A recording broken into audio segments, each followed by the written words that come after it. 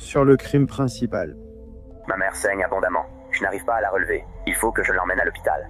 Comment puis-je soulever quelqu'un? Nous allons envoyer une ambulance. Elle doit partir maintenant. Elle n'a pas le temps. Un appel frénétique au 911 après qu'une dispute tourne au drame. Il y a juste incident après incident où toute personne regardant cela avec du recul se dit « Mon Dieu, comment cela a-t-il pu continuer ?» Au fur et à mesure que l'histoire se déroule, le passé commence à refaire surface. Elle pense que je suis psychotique, littéralement un psychopathe, un sociopathe, quelque chose comme ça. Elle pense que je vais la tuer. Ce qui semble être un accident tragique soulève bientôt de sérieuses questions. Elle a dit « Ils vont dans mes cheveux. Tu me fais mal. » Il a ouvert une porte et l'a tiré à l'intérieur. En fin de compte, la vérité, ou quelque chose qui s'en rapproche, serait déterminée dans une salle d'audience. Je ne suis pas un psychopathe, je ne suis pas ce meurtrier, j'essaie juste de partir en paix ou de coexister pacifiquement. Il arrive un moment, mesdames et messieurs, où la dernière goutte de sang a quitté son corps et elle est morte, quittant cette terre en sachant que son fils l'avait massacrée.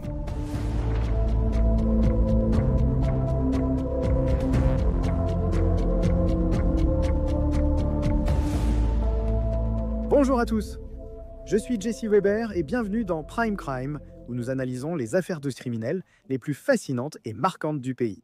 Un fils adolescent, une mère mortellement poignardée et un appel désespéré à l'aide déclenchent une enquête pour meurtre dans le sud-ouest de la Floride, qui est tout sauf simple. Et cela amène les enquêteurs à se demander, s'agissait-il simplement d'une erreur, d'un schéma mortel ou de quelque chose de totalement différent? Un 911, quelle est l'adresse? Je ne connais pas l'adresse de la rue. Ma mère est en train de mourir. Elle perd beaucoup de sang. Aidez-nous vite, s'il vous plaît. Le 8 septembre 2024, Colin Griffith, 17 ans, appelle le 911 pour signaler que sa mère, Catherine Griffith, 39 ans, est en train de se vider de son sang sur le sol de la maison de sa grand-mère dans le comté de Polk. Impossible de la relever, je dois l'emmener à l'hôpital. Comment est-ce que je soulève quelqu'un? D'accord, écoutez, vous avez appelé le 911, donc nous allons envoyer une ambulance.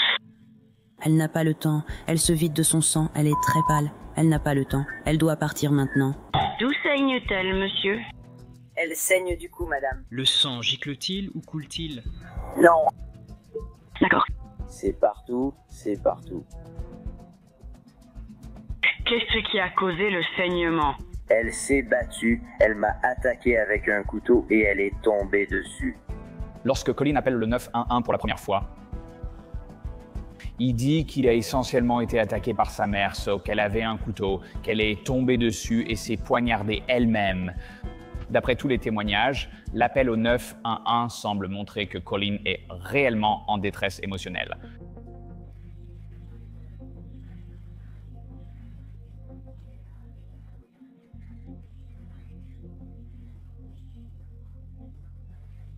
Est-ce qu'elle respire? Non, elle ne respire pas. Je ne pense pas qu'elle soit en vie. Il n'y a plus de sang qui sort de la blessure. Elle a tout perdu. J'essaie de la sauver. Il y aura des gens qui sageront qu'il ne semble pas rester émotif. Il y aura des gens qui penseront qu'il semble suffisamment émotif. En général, cela ne pèse pas dans une affaire criminelle car il est difficile de juger les émotions d'autrui après coup, surtout en urgence. Les forces de l'ordre arrivent, les secours arrivent, et à chaque blessure au cou, il y a beaucoup de sang. Il y a des vaisseaux sanguins majeurs qui passent par le cou. Les éclaboussures de sang sont tout simplement horribles. Ils trouvent Cathy dans une grande mare de sang. Mais il est trop tard. Catherine est déclarée morte sur les lieux. Quand la police arrive, Colin invoque son droit au silence et ne parle pas. Voici les déclarations faites lors de l'appel au 911. Fin de l'histoire. Il fait valoir ses droits. Colin dit qu'elle est tombée, mais on ignore ce qui s'est passé. Ils doivent sécuriser la scène. Ouais, c'est toujours important. Aussi, regarder autour, photographier la scène. Y a-t-il des signes de lutte? Quel type de signes? Vous tentez de récupérer les appareils, faire une analyse acide désoxyribonucléique et examiner les antennes relais. Il n'y avait probablement pas beaucoup de débats sur la façon dont les deux personnes sont arrivées dans cette maison. Mais plus l'équipe d'enquête des forces de l'ordre est méthodique et prudente, meilleure sera la qualité des preuves qu'ils auront. Tout de suite, quelque chose dans l'histoire de Colin ne colle pas tout à fait. L'autopsie est réalisée et le médecin légiste évalue la blessure et sa conclusion est qu'il n'y a pratiquement aucune chance que quelqu'un puisse tomber sur un couteau et avoir ce type de coupure profonde. C'est bien plus probable que ce soit le résultat d'un être humain essayant réellement de trancher la gorge de quelqu'un. Cette blessure a traversé sa trachée, sa gorge, elle a traversé l'œsophage, elle a traversé son artère carotide. On voyait le sol à travers la blessure. Donc, ce n'est pas un simple coup de surface. C'est une blessure massive sur le côté de son cou. La mort de Catherine déclenche une enquête criminelle, provoquant un flot d'incertitudes. Les détectives interrogent les proches de Colin et Catherine. Mes parents étaient tous les deux officiers militaires et mon père était horriblement violent. Cathy, en fait, avait environ 13 ans et Chuck, son ex-mari, s'est tout de suite accroché à elle. Cathy a commencé à fuguer pour être avec Chuck. Nous avons découvert qu'elle était enceinte peu de temps après l'une de ses nombreuses fugues. Il se marie et elle est mariée très jeune, à 14 ans. Lui a 17 ou 18 ans alors. Non. Et elle avait 13 ans, il en avait 19 quand il l'a mise enceinte. J'espère vous donner une image claire. Écoutez, il n'y a pas de gentil dans l'histoire de la vie de Colin Griffith. Cette affaire ne manque pas de détails étranges, un peu superflus, qui l'accompagnent. Cathy Griffith a eu des enfants très jeunes. Colin n'était pas son premier enfant. Elle avait 14 ans quand elle a eu son premier enfant. C'était parfois difficile en grandissant, car j'ai été élevé par des adolescents, même si mes parents étaient tous deux enseignants. Un peu avant Noël en 2019, ma mère et mon père ont décidé de se séparer. À ma connaissance, ma mère a complètement renoncé à ses droits concernant mon frère. Mon père a pris mon frère et j'ai commencé à vivre avec ma mère. Elle était séparée de son mari. Lui vivait en Oklahoma, elle à Port Charlotte, en Floride. Suzanne Detman, sa grand-mère, vivait au Hampton, une résidence pour les plus de 55 ans où, finalement, l'incident est survenu à Auburndale, à environ 2 heures de là. Elle n'était pas là à ce moment-là. Elle était dans une autre résidence qu'elle possédait dans les Keys de Floride. Nous savons, grâce à la page de réseaux sociaux de Cathy Griffith, qu'elle n'était pas vraiment hors du commun. Il y a beaucoup de photos d'elle à la plage, au dîner, et rien n'indique clairement qu'elle était excessivement troublée ou qu'elle avait vraiment de gros problèmes. Nous savons que Colin a passé environ 3 ans avec son père, vivant loin de Cathy. Et d'après tout le monde, cela l'a vraiment bouleversée. Mais non, elle voulait avoir une relation avec lui et elle semblait impatiente de le retrouver quand il est revenu vivre avec elle. La relation entre ma mère et mon père, chaotique, je dirais. Il paraît que mon père avait une liaison avec la police qui venait toujours chez nous. Parle-moi de ta relation avec Colin à mesure que vous avez commencé à vieillir. Juste des trucs normaux entre frères, on ne se parlait pas vraiment beaucoup. Alors, qu'est-ce qui a poussé Colin à vouloir aller vivre avec papa? Il craignait simplement ma mère, voyant à quel point elle était toxique. Il voulait aussi se rapprocher de la famille de mon père. C'était vraiment une relation orageuse. Colin, il était déjà un jeune homme perturbé. Cet enfant, je pense que c'est clair, avait de vrais problèmes et difficultés peut-être personnelles, mais qui se superposaient à la relation familiale qu'on ne peut qualifier que de toxique. C'était vraiment une recette pour le désastre ici. Et alors que les détectives creusent dans le passé de la famille. Colin, c'est votre petit-fils. Oui. Où est son père? Mort. Plus les détails deviennent préoccupants.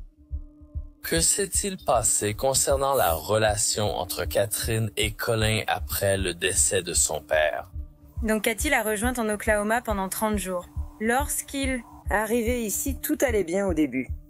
Et puis Cathy a commencé à insister sur le fait qu'il ne faisait pas ses corvées, qu'il était désobéissant. Il ne voulait pas faire ce que Cathy lui demandait de faire.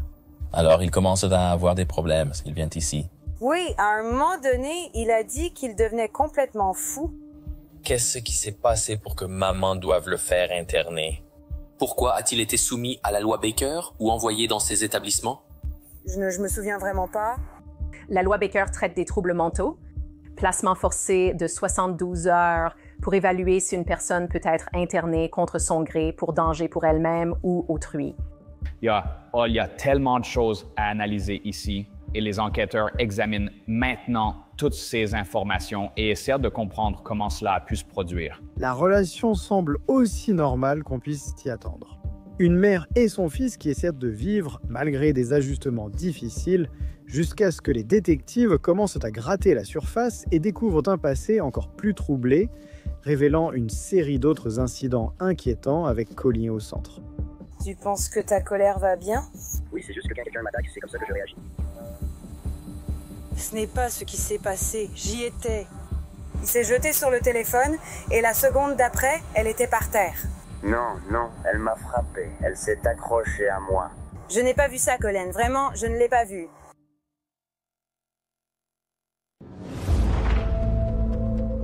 Sa colère était incroyable. J'ai dit que ta mère allait clarifier la situation. Tu veux être un marine? Il faut t'apprendre. Les gens vont te provoquer et compliquer les choses. J'ai dit, tu dois apprendre à te contrôler. Après le décès soudain de Catherine Griffith, les enquêteurs analysent la relation avec son fils Colin, qui affirme qu'elle est morte en tombant sur un couteau lors d'une dispute. Mais le rideau se lève et révèle bien plus, des aspects compliqués de la relation.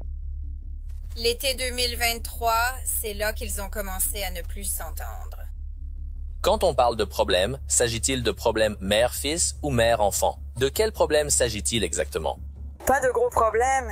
Oui, comme les situations du quotidien entre une mère et son enfant, par exemple, ne pas faire la vaisselle. Ils ne se frappaient pas l'un l'autre? Non. C'est à ce moment-là que les problèmes ont commencé quand il s'est fait interner de force ou qu'elle l'a fait interner de force. Une fois que Catherine Griffith a obtenu la garde de son fils, il semble qu'elle ait tout fait pour rattraper le temps perdu pendant les années où il était avec son père. Et après qu'elle l'ait accueilli, il a commencé à y avoir pas mal de troubles à la maison. Selon à qui vous demandez, Cathy Griffith était soit une mère instable, violente et abusive, soit une mère qui n'était pas parfaite, mais qui essayait de bien faire pour son fils et qui faisait des efforts pour instaurer une certaine discipline. A-t-il un souci avec l'autorité, comme refuser qu'on lui indique quoi faire ou comment faire? Je sais qu'elle a ses problèmes avec lui, comme il ne fait pas ses corvées. Il ne l'écoute pas, tu sais, c'est classique. Oui, car il n'a rien eu à faire pendant 3 ans. Donc il a du mal avec la partie disciplinaire, le fait d'avoir une structure. Ouais, exactement.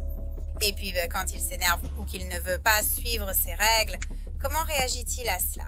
D'habitude, Cathy le met dehors ou lui dit « Tu sais, tu es privé de sortie. Je vais tout te confisquer. » D'habitude, il irait travailler ou monterait dans sa voiture ou fermerait sa porte pour jouer aux jeux vidéo. Ce qui est tragique ici, c'est que cette connexion n'a jamais eu lieu. Et je pense que ce qui est clair dans les échanges, c'est que, vous savez, même si ses réponses et ses interactions avec lui sont peut-être devenues de plus en plus violentes ou antagonistes, cela montre probablement un niveau de frustration des deux côtés. A-t-il déjà eu des problèmes avec des couteaux ou objets similaires? Il m'a pris un couteau une fois et je lui ai demandé, j'ai dit « Pourquoi tu as ce couteau ?» Il a répondu « Je l'ai juste au cas où. » Au cas où quoi? Je ne sais pas. Les plaintes de Cathy concernant certains comportements de Colin sont enregistrées sur les enregistrements audio de la sonnette connectée. Je ne crois pas que tu saches tondre la pelouse à ras. Je crois que tu utilises le coupe-bordure au lieu de tondre la pelouse. Oh, et je t'aime. Mais au cas où tu voudrais savoir, ma glace, mon foutu distributeur de glaçons est cassé à cause de toi.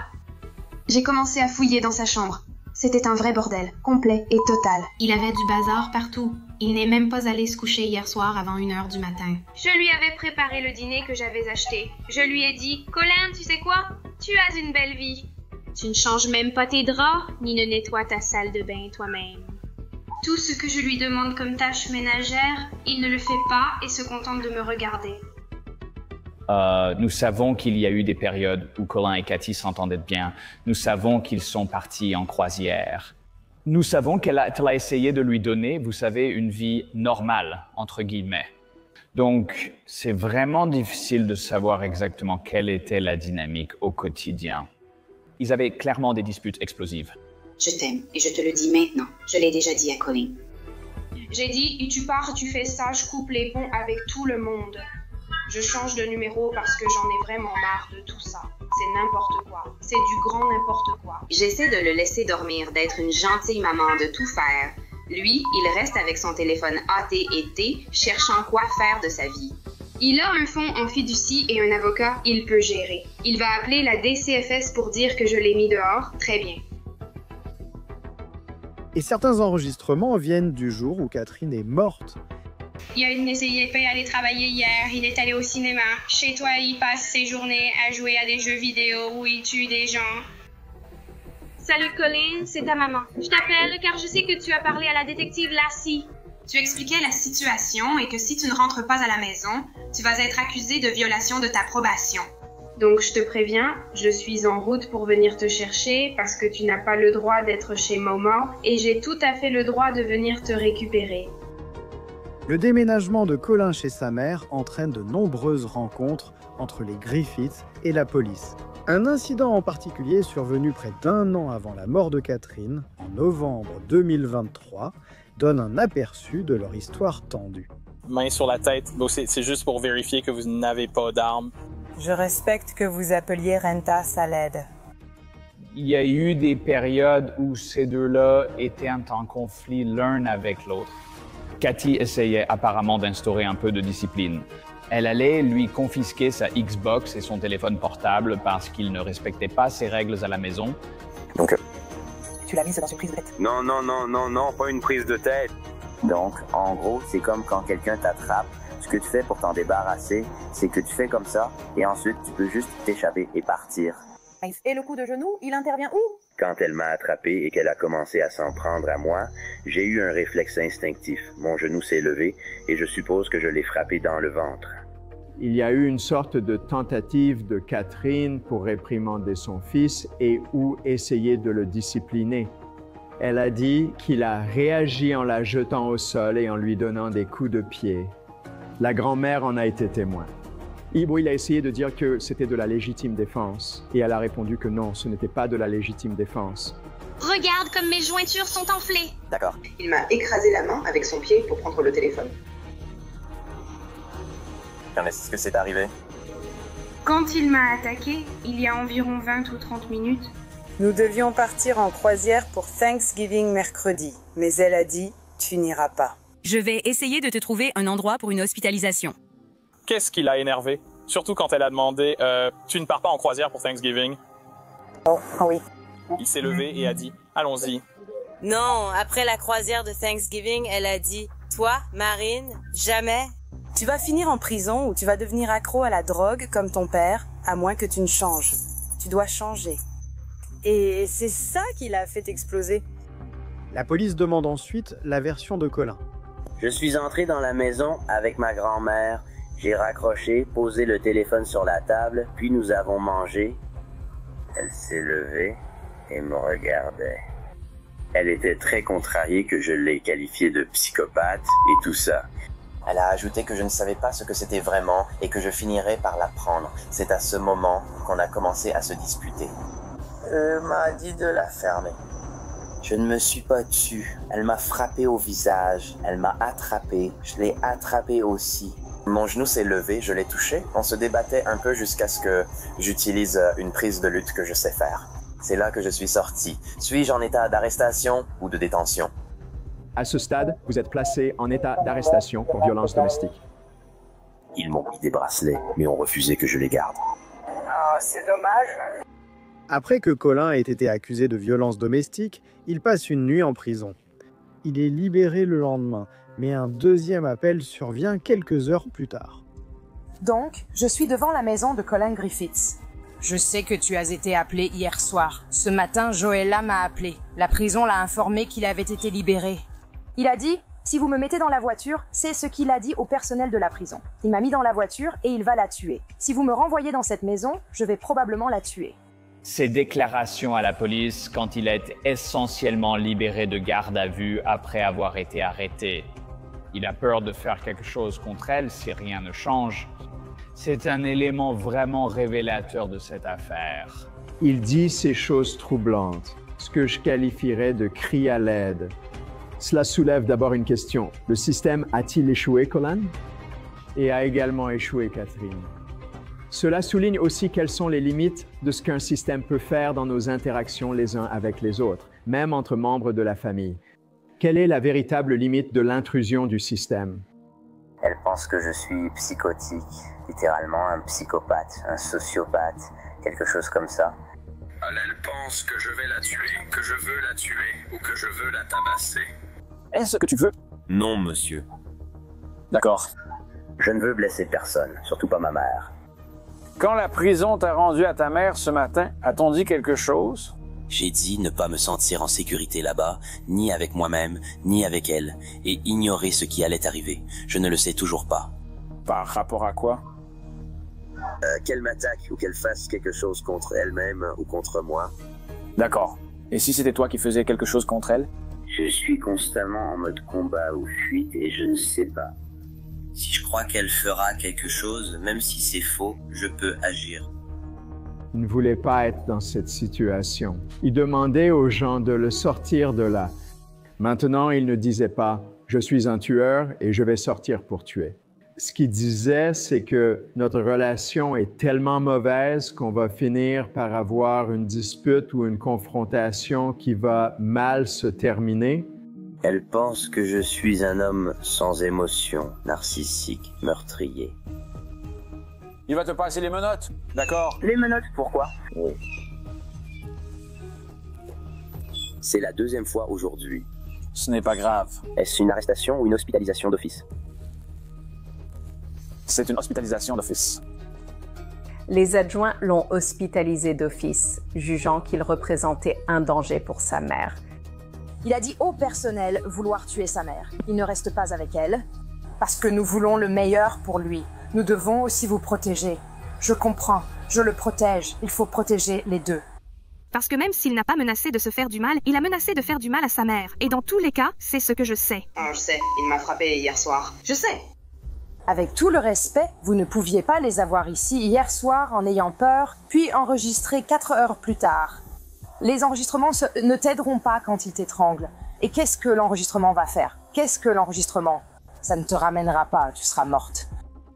Ce que nous savons avec certitude sur Kathy Griffith, c'est qu'elle voulait que Colin revienne avec elle, qu'ils avaient une relation très compliquée, mais qu'elle a persisté. Elle ne l'a pas placée en famille d'accueil. Elle n'a pas essayé de l'abandonner. Il y a beaucoup de discorde. Il y a beaucoup de violence. Et il y a simplement incident après incident où toute personne regardant cela avec du recul se dit « Mon Dieu, comment cela a-t-il pu continuer ?» Si nous ne faisons rien, alors? Honte à nous. Ouais, alors nous sommes... Non. Honte à nous d'avoir échoué.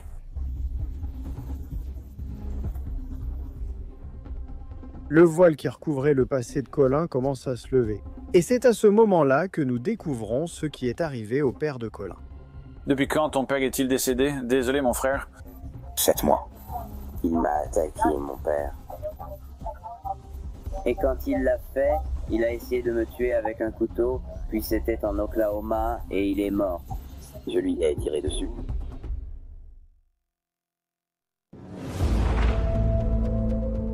Tu n'as jamais eu la moindre conversation avec lui à propos de ce qui s'est passé. Une partie de toi n'a jamais voulu savoir. Je ne savais pas comment j'allais réagir. Il me l'a carrément avoué, tu vois. Genre, ah ouais, je l'ai fait exprès. Je ne sais pas ce que j'aurais fait. Pendant que les détectives essaient de comprendre ce qui a conduit à la mort de Catherine Griffith, ils s'entretiennent avec le frère de Colin Griffith, Christophe, le premier enfant de Catherine, et Suzanne Detman, la mère de Catherine, dans l'espoir d'obtenir une image plus claire. Mais ce qu'ils ont à dire est encore plus choquant. Colin est-il votre petit-fils? Oui. Où est son père? Mort. Son père est décédé. D'accord. Qu'est-il arrivé à son père? Il l'a tué. Les forces de l'ordre découvrent qu'il vit avec Cathy parce que son père est décédé.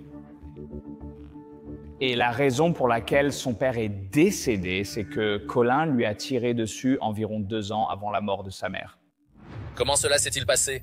Il y avait 23 armes à feu dans la maison et Colin s'est senti menacé parce que, je suppose, le père avait un couteau à la main. Je n'étais pas là, voilà comment ça s'est passé. Il avait un couteau. Il s'est retrouvé acculé contre un mur ou dans un coin et toutes ses armes étaient chargées, alors il en a pris une et voilà. Colin vivait avec son père en Oklahoma. Celle-ci semblait être une relation assez instable. Son père était autoritaire. Il est possible que son père ait empêché Colin de voir sa mère aussi souvent qu'elle aurait dû le voir, peut-être en interférant dans leurs accords de garde. Mon papy m'a dit que il s'est passé quelque chose avec ton père. Il me dit, ton frère lui a tiré dessus. Je réponds, vraiment? Je me demande si c'était pendant une chasse ou un accident. Il avait 15 ans à l'époque. Et les autorités là-bas en Oklahoma pensaient qu'il avait commis un meurtre. Pendant Noël, mon père avait fait le commentaire que mon frère s'était déclaré bisexuel ou gay. Et Colin a effectivement fait des commentaires à propos de, vous savez, le fait qu'il soit gay et tout ça, et sur la façon dont mon père a réagi. Et je lui ai dit, d'accord, est-ce qu'il te frappe? Est-ce qu'il fait quelque chose? Il m'a répondu non, c'est juste qu'il n'accepte pas vraiment ça. Mais c'était tout. Il a d'abord été impliqué dans l'affaire, mais finalement, le procureur a décidé qu'il ne pouvait pas réfuter sa déclaration de légitime défense et l'ont donc relâché. Il n'est pas jugé pour cela. C'est considéré comme un homicide en légitime défense. Ma mère m'a dit que mon père avait poursuivi Colin avec un couteau, n'est-ce pas? Mon frère a tiré sur lui, et moi, c'est faux. Mon père n'aurait jamais tenté de tuer Colin avec un couteau. Genre, ça n'a tout simplement aucun sens. D'accord. Est-ce qu'elle te parle de ce que Colin aurait pu lui dire ou lui confier? Qu'il était soi-disant maltraité et que mon père a pété un câble, a poursuivi Colin avec un couteau. La question devient alors, est-ce que cet ensemble de facteurs intervient dans la deuxième affaire où il avait tué quelqu'un à 15 ans et dans quelles circonstances? Les forces de l'ordre examinent maintenant la situation et voient qu'on a un garçon de 17 ans qui, quelques années auparavant, avait tué son père en légitime défense, était retourné vivre avec sa mère, avait été arrêté pour un incident domestique avec sa mère et qu'ensuite elle se retrouve morte. Avançons jusqu'à l'incident de septembre 2024. En interrogeant la mère de Catherine, les enquêteurs apprennent des détails sur le jour de sa mort. As-tu déjà vu maman poser ses mains sur Colin? Je n'y ai jamais assisté, mais Colin dit qu'elle l'a fait. Elle l'a frappé avec une ceinture plusieurs fois. Ensuite, elle lui a fait faire des pompes et tenir une barre, comme un poids au-dessus de sa tête. Comme une forme de discipline? Oui, samedi dernier, elle m'a appelé à 11h et m'a dit « je l'ai mis dehors ». Et j'ai dit « tu ne peux pas mettre ton enfant dehors ». Cathy m'appelle et m'envoie des messages toute la journée de samedi. Yeah. Oui, je vends sa voiture à CarMax. Je le désinscris de l'école, je lui enlève son ordinateur et je coupe son téléphone. Il y a eu une dispute entre Colin et sa mère. Colin a quitté la maison et il a conduit de chez eux jusqu'à l'endroit où vivait sa grand-mère. Et il restait là-bas essentiellement pour s'éloigner de sa mère. Et elle envoie vraiment des menaces par texto à Colin, disant qu'elle va révéler certaines conversations qu'il a eues qui étaient accablantes pour lui concernant la mort de son père. Elle menaçait de lui retirer certains privilèges, de lui prendre certains biens, des choses comme ça. Elle monte dans la voiture et elle va le voir. À quelle heure est-elle venue aujourd'hui? Je pense qu'elle est partie vers 2h, peut-être 2h30. Et c'était parce qu'elle devait venir le chercher. Oui, elle a dit « je vais venir le chercher ». J'ai dit à Colin « ta mère va être là ». J'ai dit « ne la touche pas ». Sois gentil. Puis ils ont décidé, d'accord. Colin m'a même envoyé un message en disant « je pars avec maman ». Ensuite, ils ne t'ont jamais répondu. Non. Quand elle arrive, elle claque la porte et elle fait tellement de bruit que les voisins le remarquent. Au moins un voisin l'a remarqué. Et à la suite de cette confrontation qu'ils ont devant la maison de la grand-mère, il l'attrape. Il y a une certaine confusion sur la façon dont il l'a attrapé, par les cheveux, l'épaule ou le cou, mais il l'a tiré dans la maison. Les enquêteurs tentent de prouver que la mort de Catherine pourrait ne pas être accidentelle. Mais Colin est-il responsable ou simplement pris dans le chaos d'une nuit qui a complètement dégénéré? Colin a déclaré « Je ne veux pas rentrer à la maison. J'utiliserai toute la force nécessaire pour l'éviter, y compris tuer ma mère. »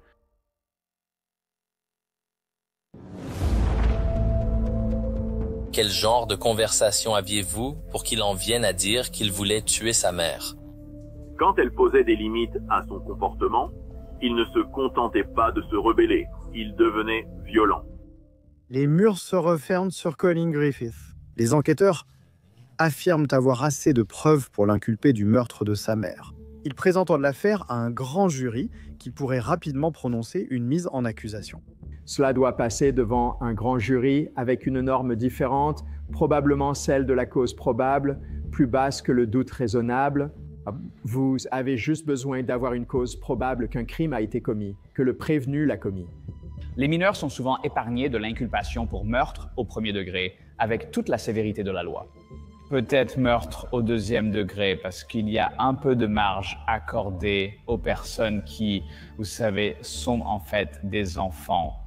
Je pense qu'il y a de bonnes chances que l'historique, à la fois l'histoire domestique entre Colin et Cathy, ainsi que le fait que Colin ait tué son père, aient tous deux pesé dans la balance. Et je pense que les déclarations des témoins concernant ses actions devant la maison de sa grand-mère ont également pesé dans la balance. Et bien sûr, simplement la scène dans la cuisine, c'est un gamin de 17 ans et ce sont des conséquences potentielles très très graves pour une affaire comme celle-ci. Un grand jury s'est convaincu. 3 jours après la mort de Catherine, le shérif Grady Judd se présente devant les caméras et officialise la situation. Colin Griffith est en garde à vue. Tout a commencé le 8 septembre, c'était dimanche dernier, lorsque nous avons reçu un appel au 911 de Colin Griffith, âgé de 17 ans. Et aussi que lui et de sa mère s'étaient disputés très longtemps et qu'elle était tombée sur un couteau. Quand les adjoints sont arrivés, il était calme, posé, maître de lui, pas bouleversé, et il avait du sang sur lui. Le médecin légiste a dit qu'il n'est ni raisonnable ni plausible qu'elle soit morte de la façon dont il l'a décrite. La Floride est réputée pour juger les mineurs comme des adultes devant les tribunaux. Cela s'explique en partie par le fait que si quelqu'un est poursuivi en tant que mineur, l'État de Floride n'a juridiction sur lui que jusqu'à l'âge de 21 ans. La seule différence entre être poursuivi pour meurtre au premier degré en tant que mineur et en tant qu'adulte, c'est que les mineurs ne sont plus passibles de la peine de mort. Il a évidemment été inculpé de meurtre au premier degré. Nous demandons au bureau du procureur de l'État, c'est leur décision, mais notre bureau est le meilleur pour le poursuivre. Un adulte. Et ainsi, le prochain chapitre commence, alors que l'affaire de l'accusation est mise à l'épreuve ultime devant un jury. Elle a tout donné, y compris sa vie, pour essayer de prendre soin de l'accusé. Vous l'avez entendu sur la vidéo de la sonnette et sa façon de parler à sa mère. Irrespectueux, absolument, mais cela ne fait pas de lui un meurtrier. Nous tenions vraiment à vous présenter cet épisode. Il a dit « J'en ai marre de ces deux. Je suis dégoûté. » Il a dit « Ma mère, je n'arrête pas d'y penser encore et encore. J'ai envie de lui trancher la gorge. » En janvier 2025, Colin Griffith sera jugé. La bataille juridique entre l'État et la défense va au-delà de la question de la culpabilité ou de l'innocence. C'est un combat autour de tout le récit de la relation entre Catherine et Colin. C'était un dimanche soir, le 8 septembre de l'année dernière, à Auburn, en Floride.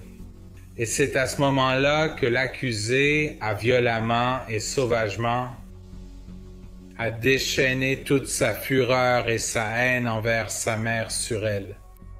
Le procès lui-même présente deux récits très contradictoires, très opposés. Vous avez l'accusation dont la théorie est que Cathy Griffith ne gagnera jamais de prix de la meilleure mère de l'année, mais qu'elle essaie tout de même de bien faire pour son fils, qui est émotionnellement perturbé, violent, terrifiant et qui a fini par tuer sa mère de sang-froid. Cathy en avait assez d'être manquée de respect. Elle en avait assez de tout faire pour son fils et elle lui a essentiellement dit « Pars d'ici jusqu'à ce que tu puisses me montrer un peu de respect ». Il a montré ses intentions par ses actes et par ses paroles. Et ce qu'il a dit qu'il allait faire, c'est qu'il allait tuer cette salope maléfique, sa propre mère. Et c'est ce qu'il a fait. Alors, il a déjà été violent par le passé. Quand on regarde son histoire personnelle, je pense que le juge a fait un travail correct en essayant de permettre au procureur de présenter des preuves légalement pertinentes sans aller trop loin et rendre cela indûment préjudiciable. Le jury n'a jamais su qui Colin Griffith avait tué en Oklahoma, mais nous savons tous, ici aujourd'hui, que c'était son père. J'imagine que la procureure s'est battue fermement pour faire admettre le fait que c'était son père qui avait été tué. La juge a statué que non, on ne pouvait pas dire que c'était son père. Vous pouvez seulement dire qu'il a tué quelqu'un d'autre en légitime défense en Oklahoma, puis qu'il est parti rejoindre sa mère. L'État appelle à la barre un témoin qui connaît Colin mieux que la plupart des gens, son grand-père. Bien qu'il ne soit pas là pour le défendre, mais plutôt pour témoigner contre lui. L'accusé vous a-t-il déjà dit quelque chose qui vous a profondément troublé? Oui, mon petit-fils était très énervé contre sa grand-mère et sa mère. Il a dit « J'en ai marre de ces deux-là. Je suis dégoûté. » Il a dit « Ma mère, je n'arrête pas de penser encore et encore. Je veux lui trancher la gorge. Je veux qu'elle se vide de son sang. Je veux sentir l'odeur du sang. Je veux toucher le sang. Je veux sentir la vie et le sang quitter son corps. » Ce ne sont pas des propos normaux qu'un enfant tient à propos de ses parents, mais on peut discuter jusqu'à la fin des temps, mais je pense que la plupart des gens seraient d'accord pour dire qu'il a exprimé le désir de les voir saigner à mort.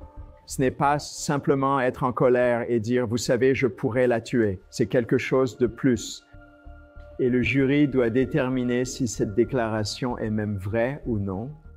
J'ai dit « Colin, je t'aime mon pote, mais tu ne peux pas avoir ce genre de pensée parce que tu vas finir par les rendre réelles. » Les témoins de l'État défilent, dressant un tableau sombre de la nuit où Catherine a été poignardée. Qu'est-ce qu'ils faisaient ensemble exactement? Eh bien, il se tenait du côté conducteur et elle parlait en gesticulant avec ses mains. Elle a dit, je l'ai entendu dire, « Lâche mes cheveux, tu me fais mal. » Et il a levé la main pour ouvrir une porte, puis ils sont entrés. Il l'a tiré à l'intérieur. Comment décririez-vous le comportement de l'accusé lors de votre rencontre? Il était sans émotion. Est-il juste de dire qu'il n'a aucune blessure aux mains? Oui, je n'ai vu aucune blessure sur ses mains. Le problème dans le dossier de l'État, c'est qu'elle conduit jusqu'à lui. Elle était clairement en colère contre lui. Elle l'a menacé, mais elle voulait arranger les choses. Est-ce que la situation a dégénéré comme cela s'est déjà produit par le passé et a échappé à tout contrôle parce que tout à coup, un couteau s'est retrouvé entre eux? Quand on regarde la blessure au cou, il semble qu'il ait fallu pas mal de force. Les instructions données au jury concernant l'intention dans une affaire de meurtre précisent que l'intention peut se former en un instant. Dans cette affaire, il voulait surtout prouver la préméditation à travers ses propos sur le meurtre de sa mère, l'égorger, et dire à sa grand-mère « Je veux juste une vie paisible ». Quelle était la cause du décès? Ici, la limite du décès est l'homicide. Cette blessure a été causée par une autre personne. Cependant, la défense riposte contre l'accusation avec un contre-interrogatoire intense. Quand est-ce que vous dites que Colin vous a dit qu'il voulait trancher la gorge de sa mère? Je crois que c'était 4 mois avant qu'elle ne soit assassinée. Avez-vous jamais appelé la police à propos de cette déclaration que vous affirmez que Colin vous a faite? Non. Colin vous a-t-il souvent dit qu'il ne se sentait pas en sécurité chez lui? C'est exact. Vous répétiez qu'il devait rentrer chez lui? Il devait rentrer car vous estimiez qu'il ne remplissait pas les critères pour l'hospitalisation d'office, non? C'est exact. Dès qu'il a dit « J'ai peur de faire du mal ou de tuer ma mère ou ma grand-mère », vous l'avez immédiatement réadmis dans l'établissement, n'est-ce pas? Absolument. C'est une déclaration homicide. Exactement. Et il semblait que son objectif tout au long était de retourner dans l'établissement plutôt que de rentrer à la maison avec sa mère. Je ne sais pas ce que son intention était. Première chose du côté de la défense, vous commencez par la plus simple. Il n'y a pas d'enlèvement ici. Il n'a pas attrapé sa mère chez elle, ne l'a pas jetée dans le coffre de la voiture, ne l'a pas conduite jusqu'à la maison, ne l'a pas traînée dans les escaliers et ne l'a pas tuée. Si vous n'avez pas d'enlèvement, il n'y a peut-être pas de meurtre. Chaque fois que Colin a dit, soit en votre présence, soit sur les images de la caméra que vous avez examinées, qu'il pourrait faire du mal à sa mère ou qu'il avait peur de lui faire du mal. Il a précédé cette déclaration en disant « Si elle me frappe ou si elle m'attaque ou si elle vient vers moi, j'ai peur de lui faire du mal. C'est bien ça. » Oui, madame. Il n'a donc jamais dit vouloir tuer sa mère sans raison. Non, madame. La défense ne compte que sur un seul témoin de leur côté, la grand-mère de Colin, Suzanne Detman.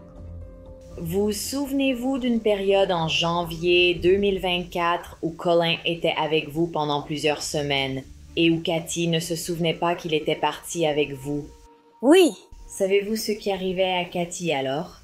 Elle prenait des pilules. Elle ne voulait tout simplement pas avoir sa vie. Elle buvait de façon excessive. Elle m'a appelé. Ne ramène pas Colin, je ne veux plus. Te revoir, Nicolin, jamais. Elle a même avoué à sa propre mère qu'elle avait braqué une arme sur son fils. Ça, en soi, c'est déjà très surprenant.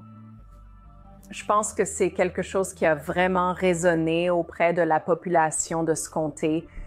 Une mère qui braque une arme à feu sur son fils, quelle qu'en soit la raison, le fait qu'elle ait déjà eu des tendances suicidaires.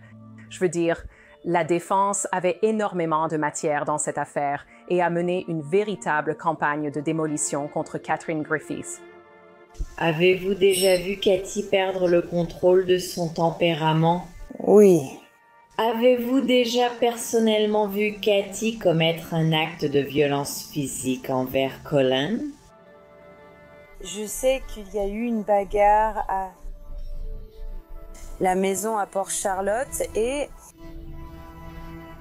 la bagarre a commencé parce qu'elle le frappait avec une ceinture et le forçait à faire des pompes. Tu dis qu'elle l'a frappé avec une ceinture, mais étais-tu présent à ce moment-là? Oui, j'y étais. Est-ce que Cathy avait la réputation d'être violente dans votre famille? Oui. J'ai trouvé intéressant qu'ils aient utilisé la mère de la victime pour presque donner la permission au jury de la quitter. Parce que, en fait, eh bien, c'est sans doute la personne la plus touchée par sa mort. Et elle croit son petit-fils. Alors, elle vous demande de ne pas condamner son petit-fils. Et elle sera doublement victime à cause de cela. La défense fait son dernier appel, soutenant que Colin Griffith n'a pas agi par malveillance, mais peut-être dans une certaine mesure par légitime défense. Cathy n'est pas vraiment fiable dans ce qu'elle dit. Elle invente des choses. Elle est imprévisible, elle est instable et elle se met en colère facilement. La défense doit en quelque sorte marcher sur une ligne étroite. Vous devez conclure que Cathy Griffith est la mauvaise personne ici, que Colin Griffith est vraiment la victime et qu'il craignait pour sa vie. Et c'est pourquoi il a dû la tuer. Vous l'avez entendu sur les images de la caméra corporelle. Je ne veux pas la tuer, mais si elle m'attaque, je me défendrai. L'État ne vous a rien prouvé de significatif au-delà de tout doute raisonnable, à part que Colin et sa mère avaient une relation très troublée. Et peut-être aussi qu'ils n'auraient jamais dû vivre ensemble. Il ne vous laissait pas dire qu'il s'agissait définitivement d'un cas de légitime défense. Ils ont navigué entre l'accident, le suicide et la légitime défense. Et cela laisse beaucoup de zones d'ombre pour avoir des doutes raisonnables quand il n'y a que 2 personnes dans la pièce. Ils n'ont pas réussi à prouver hors de tout doute raisonnable que Colin ait fait quoi que ce soit d'autre que de se défendre contre sa mère. Le sort de Colin repose désormais entre les mains du jury. Après 11 heures de délibération, les jurés reviennent dans la salle d'audience, verdict en main. En ce qui concerne le premier chef d'accusation, l'accusé n'est pas coupable. Pour le deuxième chef d'accusation, l'accusé n'est pas coupable. Ma théorie personnelle est que dans la salle de délibération, les jurés se sont tous regardés et ont dit « Je n'ai aucune idée de quelle était la véritable dynamique ici. J'ai entendu ce témoignage, j'ai entendu cet autre témoignage, j'ai entendu son père témoigner contre Colin, j'ai entendu sa mère témoigner contre elle. » Et dans ce genre de circonstances, si les jurés ne savent pas, alors ils ne peuvent pas condamner un accusé. On parle de parricide, soit tuer ses deux parents, mais cela survient généralement lors d'un même événement, rarement lors d'actes séparés dans le temps. Il n'a jamais été jugé pour la mort de son père et la plupart des États n'ont pas de prescription pour le meurtre. Je ne sais pas si nous allons le voir poursuivi en Oklahoma maintenant qu'il a été acquitté de celui-ci, mais il sera très intéressant de voir si cela finit réellement par se concrétiser. Plusieurs mots me viennent à l'esprit. D'abord, c'est tragique. Cela souligne aussi les limites de ce que notre système peut faire pour essayer de prévenir ce type de tragédie, surtout dans une relation au sein du foyer, même malgré des appels à l'aide. Et je pense que cela souligne aussi la nécessité d'identifier la toxicité dans les relations et de trouver un moyen d'y faire face efficacement afin que cela ne se termine pas de façon violente. C'est une conclusion que beaucoup n'avaient pas vu venir. Colin Griffith affirme que c'est la survie et non la malveillance qui a motivé ses actes ici. Finalement, 12 inconnus devaient décider ce qu'ils croyaient. Et à la fin, ils ont décidé qu'ils méritaient d'être libres. Vous n'êtes peut-être pas d'accord avec cette décision, mais nous devons la respecter. C'est tout pour cet épisode de Prime Crime. Merci beaucoup à tous de nous avoir rejoints. Je suis J.C. Weber et comme toujours, prenez soin de vous.